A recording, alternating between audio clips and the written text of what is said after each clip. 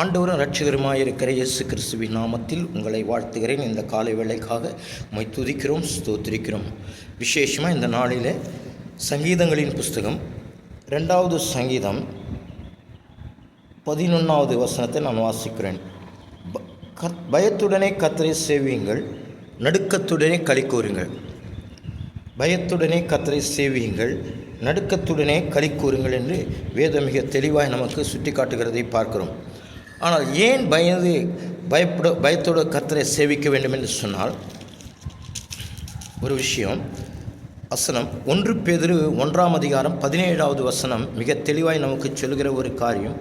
அன்றியும் பட்சபாதம் இல்லாமல் அவனவனுடைய கிரியைகளின்படி நியாயம் தீர்க்கிறவரை நீங்கள் பிதாவாக தொழுது கொண்டு வருகிறபடியால் பயத்துடனே நடந்து கொள்ளுங்கள். ஆண்டவராகிய இயேசு கிறிஸ்து நியாயம் விசாரிக்கிறவராக இருக்கிறார். அதே வசனம் என்ன சொல்கிறோம், அவரை பிதாவாய் நாம் தொழுது கொண்டு வருகிறபடினாலே நம்ம பயத்துடனே நடந்து கொள்ள வேண்டும் என்று கர்த்தர் சொல்கிறார். இன்னொரு காரியத்தை கூட நம்ம பார்ப்போம். எபிரேயருக்கு எழுதின புஸ்தகம் 12வது அதிகாரத்தை நாம் வாசிப்போம். அந்த வசனம் என்ன தெளிவாய் சொல்கிற ஒரு காரியம். 12ஆம் அதிகாரம் கடைசி 2 வசனத்தை வாசிக்கிறேன். ஆதலால் அசைவில்லாத ராஜ்யத்தை பெறுகிறவர்களாகிய நாம் பயத்தோடும் பக்தியோடும் தேவனுக்கு பிரியமாய் ஆராதனை செய்யும்படி கிருபையை பற்றி கொள்ள கடவோம். நம்முடைய தேவன் பட்சிக்கிற அக்கினியாய் இருக்கிறார் என்று வேதம் ரொம்ப தெளிவாய் நமக்கு சுட்டி காட்டுகிறதை பார்க்கிறோம். ஆதலால் அசைவில்லாத ராஜ்யம். ஏன்னா இந்த பூமி அசைந்து போகிற, இந்த பூமி எரிந்து சாம்பலாக போகிற பூமி தான். ஆனால் இந்த பூமி எரிந்து போகிறதுனால ஒரு அழிவில்லாத ஒரு ராஜ்யத்தை கர்த்தர் நமக்கு என்ன செய்ய போகிறார், நாம் பெறுகிறவர்கள் அந்த ராஜ்யத்தை பெறப்போகிறோம் என்ற ஒரு நம்பிக்கை நம்மக்கிட்ட வரணும். ஏன்னு கேட்டிங்கன்னா, ஏற்கனவே வேதம் சொல்கிறது. ஆமென். 11ஆம் அதிகாரம் எபிரேய புஸ்தகத்தில் வாசிக்கும் பொழுது அங்கே வாசிக்கிறோம், 10வது வசனத்தை வாசிக்கிறோம். 11ஆம் அதிகாரம் 10ஆம் வசனம். ஏனெனில் தேவன் தாமே கட்டி உண்டாக்கின அஸ்திபாரங்களுள்ள நகரத்துக்கு அவன் காத்திருந்தான். இதை யாரை குறித்து சொல்லப்படுகிறது சொன்னால், ஆபிரகாமை குறித்து சொல்லப்படுகிற ஒரு காரியமானது. ஏனென்று சொன்னால், விசுவாசத்தினாலே ஆபிரகாம் நான் சுதந்திரமாக பெறப்போகிற இடத்திற்கு போகும்படி அழைக்கப்பட்ட போது கீழ்ப்படிந்து தான் போகும் இடம் இன்னதென்று அறியாமல் புறப்பட்டு போனான் என்று சொல்லி பார்க்கிறோம். ஆனால் விசுவாசத்தினாலே அவன் வாக்குத்தத்தம் பண்ணப்பட்ட தேசத்திலே பரதேசியைப் போல சஞ்சரித்து அந்த வாக்குத்தத்தத்துக்கு உடன் சுதந்திரராகிய ஈசாக்கோடும் யாக்கோபோடும் கூடாரங்களில் குடியிருந்தான். ஏனெனில் தேவன் தாமே கட்டி உண்டாக்கின அஸ்திபாரங்களுள்ள நகரத்துக்கு காத்திருந்தான். இன்றைக்கு திருச்சபை மக்கள் இதை பார்க்கும் பொழுது தேவனுடைய ராஜ்யத்தை குறித்ததான அறிவு இல்லாமல் வாழ்ந்து கொண்டிருக்கிறதை நாம் பார்க்கிறோம். ஏனென்று சொன்னால், நம்முடைய முழு நோக்கமே நாம் கர்த்தருடைய பிள்ளைகளாய் மாறினதுக்கு, இயேசு கிறிஸ்துக்குள்ளே வந்ததுடைய ஒரே நோக்கமே, அதாவது அவருடைய ராஜ்யத்தில் பிரவேசிக்க வேண்டும், யுகமாய் அவரோடு கூட தங்கி அவரோடு கூட நாம் இருக்க வேண்டும் என்பது தான் தேவனுடைய ஒரு திட்டம். அதனால தான் கர்த்தருடைய வருகைக்கு எதிர்நோக்கி காத்திருக்க வேண்டும். அதனால தான் இந்த பூமியிலே நாம் செய்ய வேண்டிய காரியங்கள் என்னவென்று சொன்னால், முதலாவது நாம் என்ன செய்யணும், பாவத்திலிருந்து ரட்சிக்கப்பட வேண்டும். மனம் திரும்பி பாவ மன்னிப்புக்கென்று ஞானஸ்நானம் பெற வேண்டும். பரிசுத்த ஆவியுடைய அபிஷேகத்தை பெற வேண்டும். இந்த பரிசுத்த ஆவியினுடைய அபிஷேகம் எதற்கு என்று சொன்னால், அதாவது பரிசுத்த ஆவியானுடைய பரிசுத்தமாக்குதலுக்கும் கீழ்ப்படுதலுக்கும் என்று சொல்லி 1 பேதுரு 1ஆம் அதிகாரம் 2ஆம் வசனம் மிக தெளிவாய் நமக்கு சொல்லப்பட்டிருக்கிறது. ஏனால் அபிஷேகம் நுகங்களை முறிக்கும், கட்டுக்களை உடைக்கும் என்று சொல்லி வேதம் மிக மிக தெளிவாய் நமக்கு சுட்டி காட்டுகிறதை பார்க்கிறோம். ஏனென்று சொன்னால், இந்த நாட்களிலே அந்த அசைவில்லாத ராஜ்யத்தை பெறுவதனால பயத்தோடும் பக்தியோடும், இன்றைக்கு ஆராதனை எப்படி நடக்கிறது, பயத்தோடும் பக்தியோடும் ஆராதிக்கிறோமா என்பதை கொஞ்சம் யோசித்து பாருங்கள். ஏனென்று சொன்னால், பரிசுத்த அலங்காரத்தோடு கர்த்தரை பரிசுத்த அலங்காரத்தோடு கர்த்தரை ஆராதிக்கிற ஒரு அனுபவத்தை குறித்து தாவீது எழுதுகிறதை நாம் பார்க்கிறோம். இங்கே சங்கீதத்தில் விஷயம் என்னவென்று கேட்டினால், பரிசுத்தம் மிக மிக அவசியம்.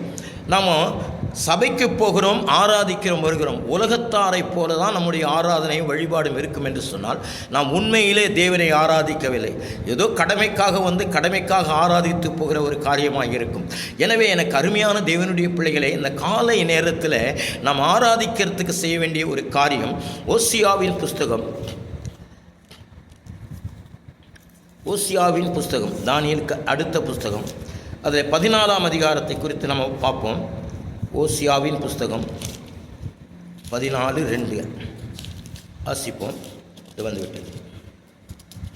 14:2 என்ன சொல்கிறது? வார்த்தைகளை கொண்டு கர்த்தரிடத்தில் திரும்புங்கள், அவரை நோக்கி, தேவரீர் எல்லா அக்கிரமத்தையும் நீக்கி எங்களை தயவாய் அங்கீகரித்தருளும், அப்பொழுது நாங்கள் எங்கள் உதடுகளின் காளைகளை செலுத்துவோம். உதடுகளின் காளைகளாகிய ஸ்தோத்திர பலியை இப்படி தான் செலுத்த வேண்டும் என்று சொல்லி இந்த ஓசியாவின் புஸ்தகத்தில் எழுதப்பட்டிருக்கிறது. 108வது சங்கீதம் 1வது வசனம் என்ன சொல்கிறது என்று சொன்னால், என் இருதயம் ஆயத்தமாயிருக்கிறது, நான் பாடி கீர்த்தனம் பண்ணுவேன், என் மகிமையும் பாடும் என்று சொல்லியிருக்கிறது.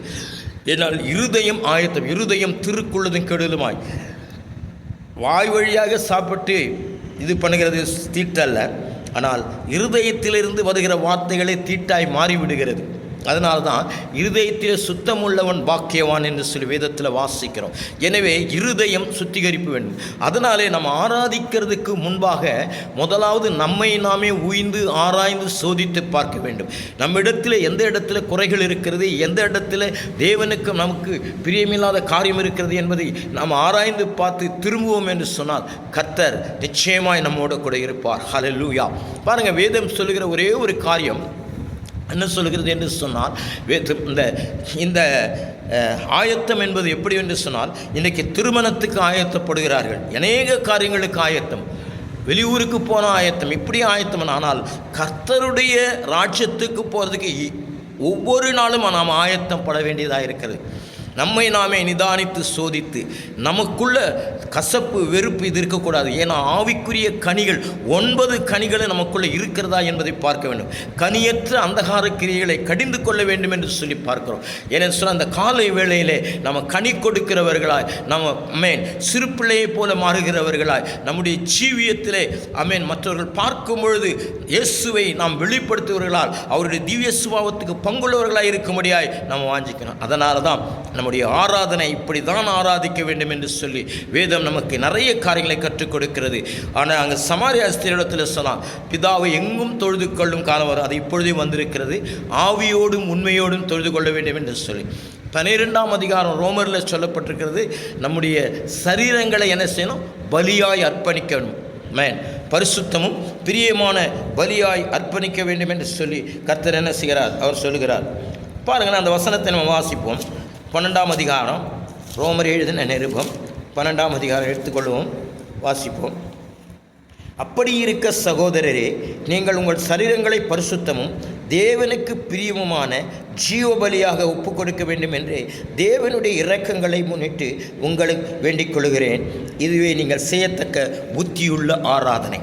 எனவே இந்த ஆராதனை குறித்து நிறைய காரியங்கள் இருக்கிறது. அதனால் எனக்கு அருமையான பிள்ளைகளை, இனி வருகிற நாட்களில் நம்ம சபைக்கு போகிறதுக்கு முன்னாக ஒரு ஆயத்தத்தோடு போவோம். சபை 9 மணிக்கு என்று சொன்னால் நாம் சபைக்கு 8:45 போய் முழங்கால் படிவோம். யாரிடத்திலும் பேச வேண்டாம், தேவனை நோக்கி கெஞ்சுவோம். அவன் பரிசுத்தப்படுத்தும் ஆண்டவரே, உம்முடைய சத்தியத்தை கேட்க மட்டுமல்ல, நாங்கள் உண்மை ஆண்டவரை ஆவியோடும் உண்மையோடும் ஆராதிக்கிற ஒரு அனுபவத்தை எங்களுக்கு தாரும் என்று சொல்லி கேட்போம். கர்த்தர் நம்மை ஆசீர்வதிப்பார்.